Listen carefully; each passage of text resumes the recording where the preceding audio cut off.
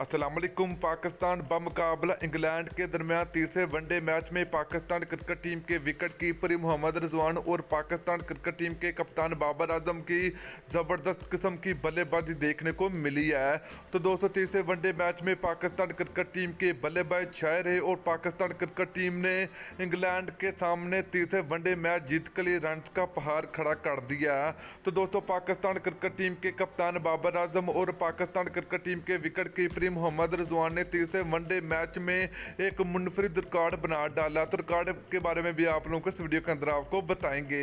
तो दोस्तों, अगर आप लोगों को बाबर आजम की बैटिंग आज पसंद आई है तो जल्दी से वीडियो को लाइक करें, उसके बाद चैनल को सब्सक्राइब करें और बेल आइकन जरूर अनेबल करें ताकि आप लोगों को मजीद क्रिकेट की न्यूज़ मिलती रहेगी।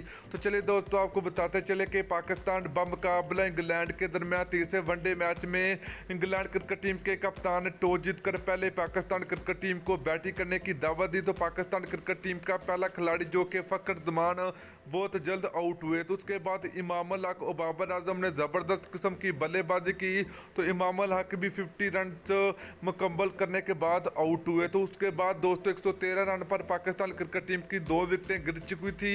उसके बाद मोहम्मद रिजवान और पाकिस्तान क्रिकेट टीम के कप्तान बाबर आजम ने ज़बरदस्त किस्म की बल्लेबाजी का मुजाहरा किया और इंग्लैंड के बॉलर की एक भी चलने न दी। तो इस तरह बाबर आजम और मोहम्मद रिजवान ने कमाल की बल्लेबाजी का मुजाहरा किया। तो मोहम्मद रिजवान ने 74 रन बनाए।